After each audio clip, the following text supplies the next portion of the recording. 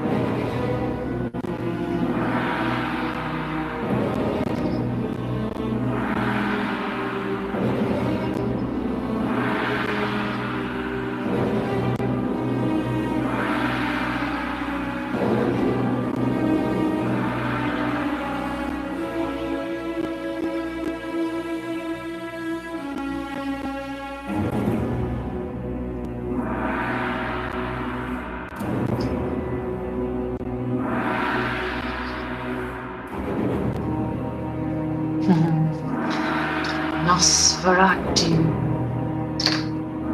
This is one of the earliest examples of German Expressionism, and it was the first horror film, if you like, directed by Murnau. And he wanted to make Dracula, but he couldn't get the rights to Dracula. So he made Nosferatu. It's the same story as Dracula, but it's not Dracula. It's the monster is called Nosferatu. And the really famous moments from that trailer, you can see there's a picture on the screen right here, is this use of shadow. Did you see when he was like reaching for the door handle? The shadow made his arm longer and his fingers longer. And that's a symbol of the German expressionistic style, is this use of shadow. So there wasn't a lot of money at the time for these films to be made, so using shadows to create the artistic lines within the frame is something that German Expressionists did a lot, just as a little tip. Okay, so let's talk Germany between the wars. We call it Weimar. Germany. This is how it's spelt, with a W, part of the Weimar Republic. And at this time, in between the wars, it was an incredibly painful, difficult era for all of Europe. But we're going to look particularly at the Weimar Republic and Germany right now. So what I'm going to do is I've got this little, there's this little sort of like 10-minute video essay on it, which is really, really good. It takes us up to 1949, just so that we get the full length and breadth of it. But the era that we're particularly looking at is 1918 to 1933, which is the era in which German Expressionism really thrived. And the film text that we are looking at was made in 1928. So the 20s in particular is our jam. So now I know that the sound gets really glitchy when we're listening to things. So what I'm going to do is I'm going to put a link to this in our chat down the side so that you can just click on it and watch it on your own back. So 1918, and the First World War is finally over. As punishment for pause it. Oh,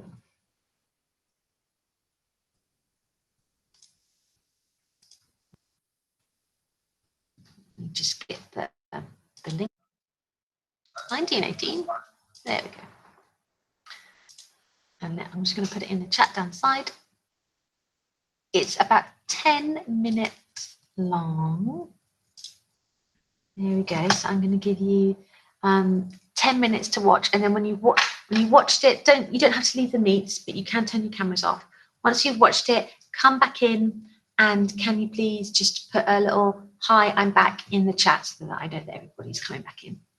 Okay, there is the link. So you just click on that, and I'll see you in 10.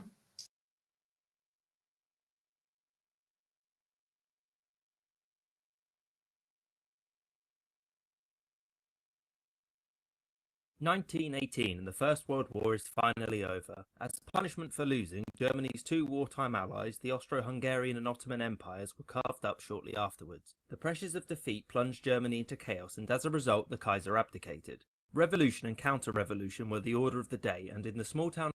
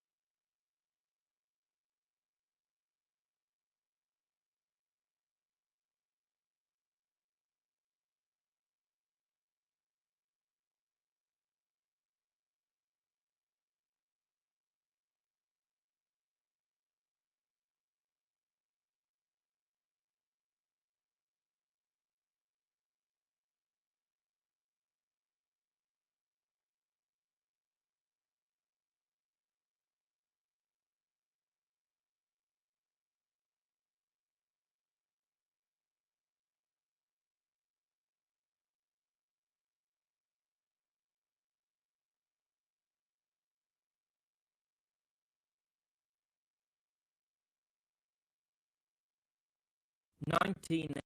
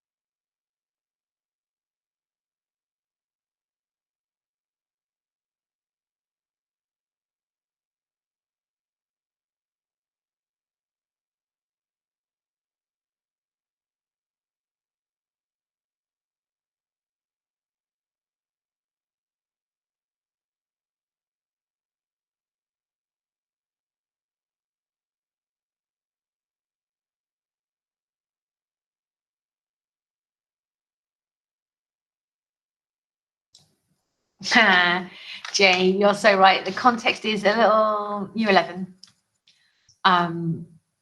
But that's good. It means that there's clear and obvious things that you can talk about in your essay assignments. Whenever you're talking about a theme or meaning, you're going to be relating it back to context. Because as you know, films do not exist in a bubble. They're an artistic expression, an art form that is reflecting on what's going on in the real world. And in the real world at this time, it was pretty grim for the people of Germany. I would like you to write in the notes down the side one word that would describe maybe how the people of Germany were feeling at the time. Because we're talking about expressionism. So we're going to be talking about what people were wanting to express. I think we can do a little bit better than bad. Powerless, conflicted, good.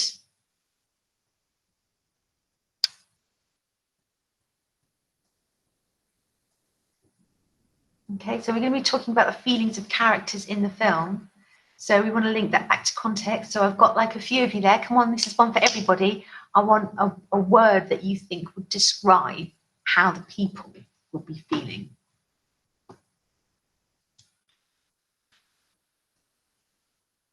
We've got oppressed, hopeless, angry, Alice. Yes, very good. A lot of anger. Good. Come on, don't be shy. Let's get some from Jess, some from Gabby.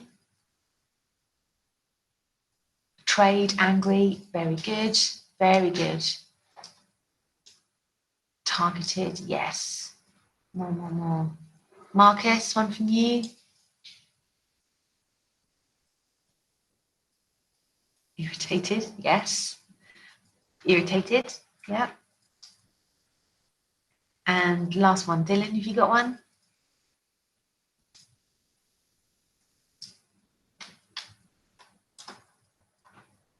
Pessimistic, yeah. Good. Okay, let's move on. So, what we've got on the slide now is a summary of like more key points. The little video that you just watched was really good, but it goes on up until it goes through the war. So it was a nice little overview, a reminder for something that you've probably been taught in school. But these are some of the key points that we need for our particular study that are going to be relevant to some of the themes that we're going to explore later. So here we go. First of all, let's talk film business. Okay. During World War I and pre-World War I, Europe was absolutely thriving. It was the leader in the film business. France, Germany, and the UK were leading the charge. It wasn't Hollywood that was leading the charge in filmmaking. It was the UK. It was France. It was Germany. It was Europe. But then some wars happened, and all of our resources went into the war effort, and they weren't going into pioneering the film business, unlike in Hollywood, where they had their resources continued to be sent into that. Ours went into the war effort. So our film industry was diminished.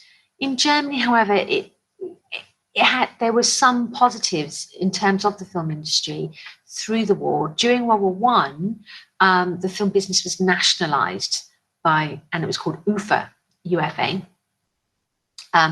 1917, and they made films that were really patriotic, that helped the war effort, and they were really quite well funded during the war.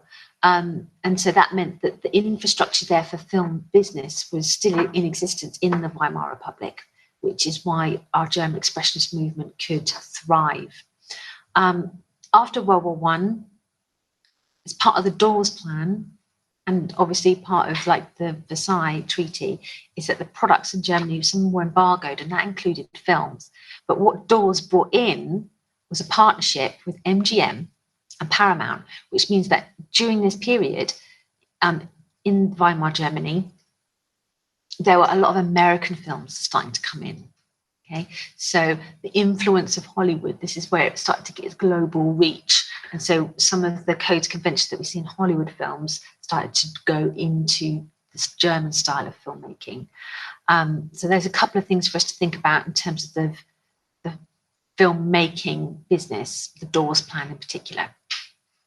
In terms of the contextual elements, lots here that we're going to be able to talk about in terms of themes and feelings. We've got to talk about feelings, like what feelings are being expressed in the film, because this is a German expressionistic movement. The filmmakers are expressing themselves. So we need to take apart, like, what exactly are they trying to say? These are some of the key points for us to think about in terms of context. Think about some of the words that I've used here in these bullet points. A country overwhelmed with disillusionment, pain, and shell shock. Because when they signed the Versailles Treaty in 1917, Germany had to take on the blame for the wars. In the treaty, they signed that. So they took responsibility for the war, which means financial responsibility. So when in that video they were talking about reparations, that's payments. That's billions and billions of marks to pay to France and UK and other countries in the war for reparations. So they had to pay for the war. Their armies were stripped back, stripped down, no more armies, demilitarization, that's called. So the armies were disbanded. And when they were in territory, that's about these two images right here on this slide.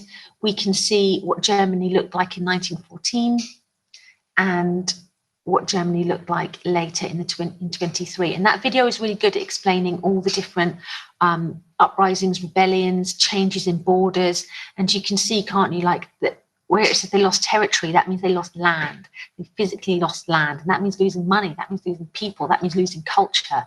So all these different changes in the borders there have a huge, huge impact on the people that live in those zones, of course.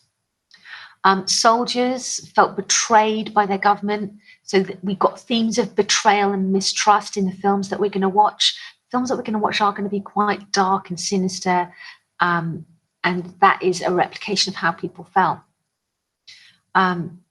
Really nice image there. This is an image of what it would be like under hyperinflation. So the mark, the actual note, because they had to start printing so many in order to try and pay for the reparations, they became just meaningless. That there's a child, it looks like they're playing with building blocks. You might have seen this image before. In that image, they're actually playing with stacks of money, because money was just, it was cheaper to burn money to keep warm than it was to buy firewood in this time. And also in this time in Weimar Germany, we have extremes. We have the extreme left and the extreme right, both on the rise in Germany, and conflicts created between those two different political systems. So much to talk about for Weimar contexts. One of our key people in this era was called Fritz Lang. Fritz Lang was a really, really famous director. He made a film called Metropolis. He is the director of our film Spies. And I've got a little interview here where he is talking about his experience of Germany in this period.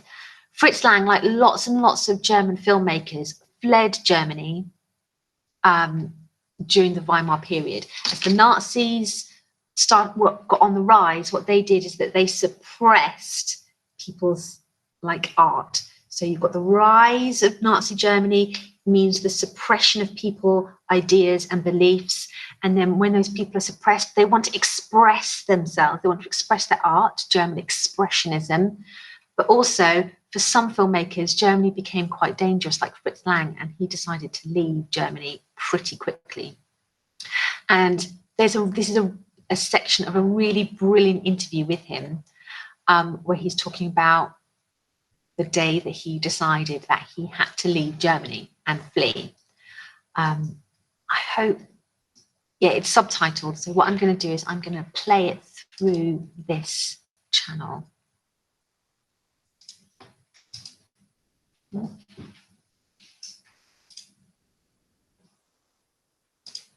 Ooh, New Walkers taste icon. Find an amazing restaurant flavored crisp.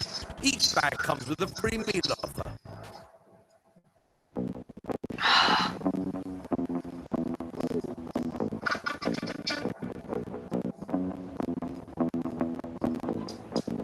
War gar nicht zu wohl zumute und ein paar Tage später bekam ich Einladung, ist zu wenig gesagt, Befehl ist zu viel gesagt, auf jeden Fall eine Aufforderung, ich sollte mich bei Herrn Dr. Goebbels zu einer Besprechung anfinden. Ich warf mich in Kötterweh und steifen Kragen und tippelte also in das Propagandaministerium hin. Das Propagandaministerium war an einem Platz, schräg gegenüber vom Kaiserhof, und die Fenster vom Büro von Goebbels gingen auf einen großen Platz, auf dem eine Standuhr war, wo man die Zeit genau ablesen konnte. Also ich komme dort bei der Türe herein, da steht gleich rechts von mir ein Schreibtisch mit einem SA-Mann, der sagt, Ausweis! Da ließ sich das durch und sagt, gehen Sie den Korridor entlang, zweiten Korridor rechts. Danke. Also ich gehe den Korridor entlang. Es war nicht sehr vergnüglich, es war ein weiter Korridor, der mit großen Steinfliesen gepflastert war. Die Schritte halten wieder, es war herzlich unheimlich. Also, wie ich zum zweiten Korridor komme, gehe ich nach rechts. Wieder stehen da so ein paar Leute in Hitler-Uniform, nicht mit einem Revolver und so. Jeder von denen mindestens 2 Köpfe größer als ich. Wo wollen Sie hin? Dort und dort. Den Korridor hinunter. Ich gehe wieder in den Korridor hinunter, komme dann wieder um eine Ecke, wieder dieselbe Geschichte. Und endlich komme ich zu einem Schreibtisch, wo er mich wieder um einen Ausweis fragt. Ach ja, sagt er, Sie sind der Herr Lang. Warten. Bitteschön. Also ich warte. Und dann öffnet sich eine Tür nach einiger Zeit und wieder kommt ein uninformierter Mann und sagt, bitte wollen Sie eintreten. Also ich gehe nach vorne, trete schön ein und da ist ein ganz großer, langer Raum und am Ende des Raums, bei den Fenstern, ist ein Schreibtisch und hinter dem Schreibtisch sitzt Goebbels.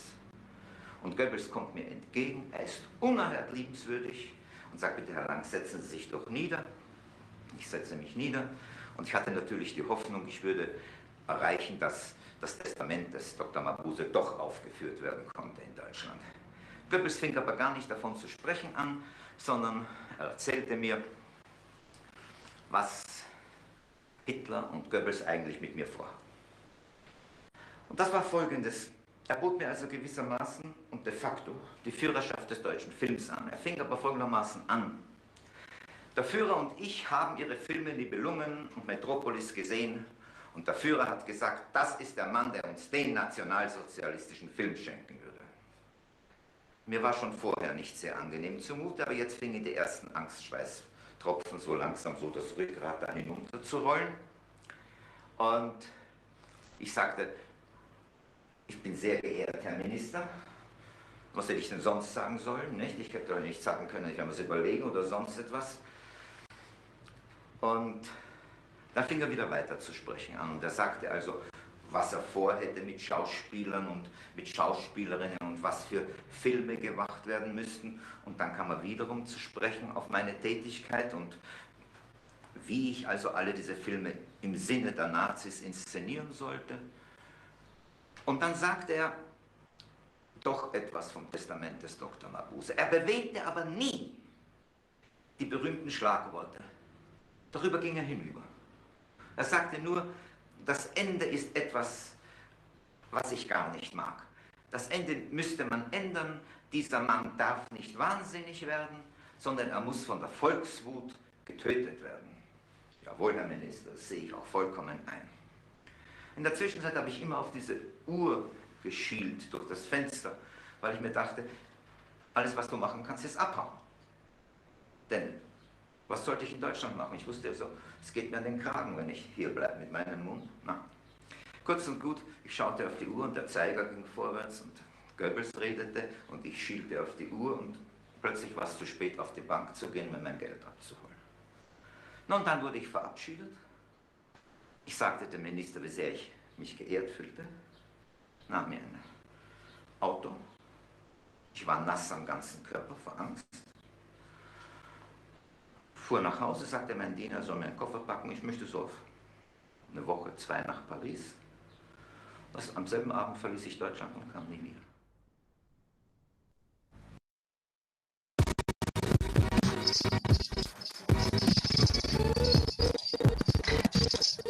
He could really tell a story, Fritz Lang.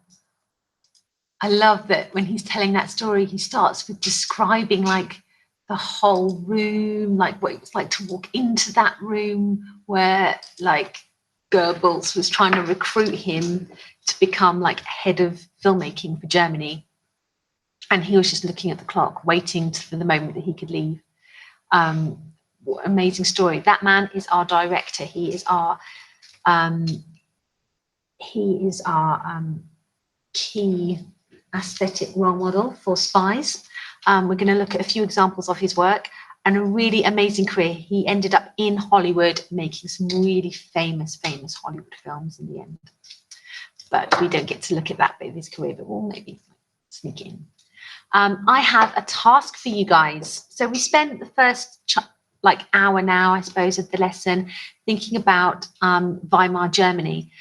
So what I want you to do is I've set up an assignment on Google Classroom, and this is it. Here is this tab. So what was Weimar culture? Why did it emerge during the interwar period in Germany? And how did it lead to the German Expressionist movement? So using the information that you've got so far this morning and your own research, I think a slideshow would be really good rather than a long form piece of writing. So can you set up your own beautiful Spies PowerPoint? And we want 3 slides: historical, social, political. And can you start to input in there lots of information about Germany in the Weimar period? And there's a couple of extra things to watch there that might help you. This is GCSE history, one of them, so it should be quite easy for you to digest some of that information. But what do you think are the key points in terms of our historical context for Weimar Germany? I am going to give you 45 minutes. So we're going to, 45 minutes for the task, and I'm going to give you a break as well. Give me a second. Let me just. What time is it now? Yeah.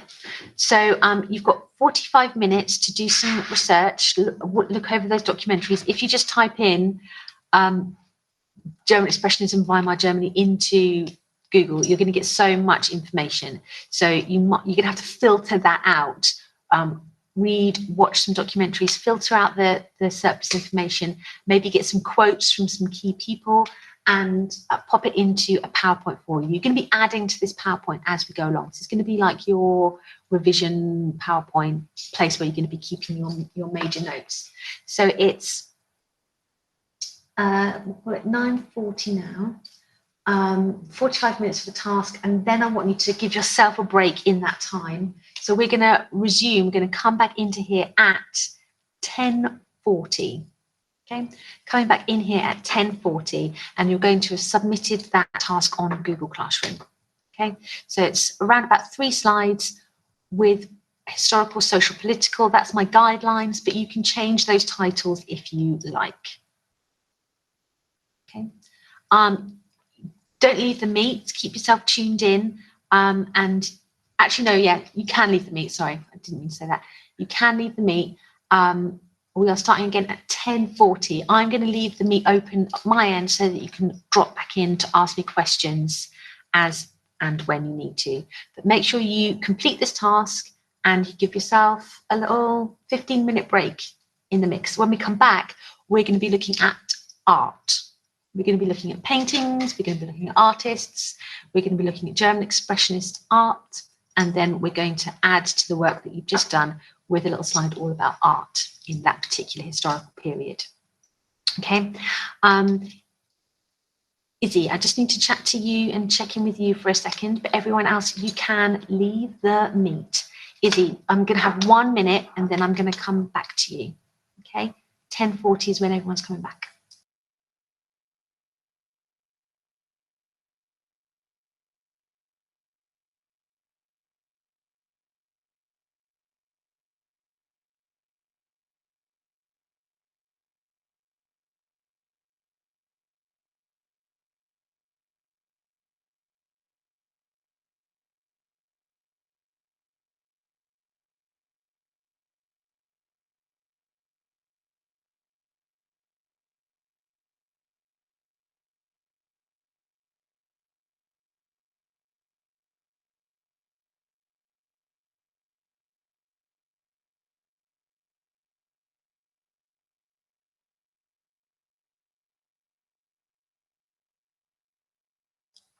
Okay.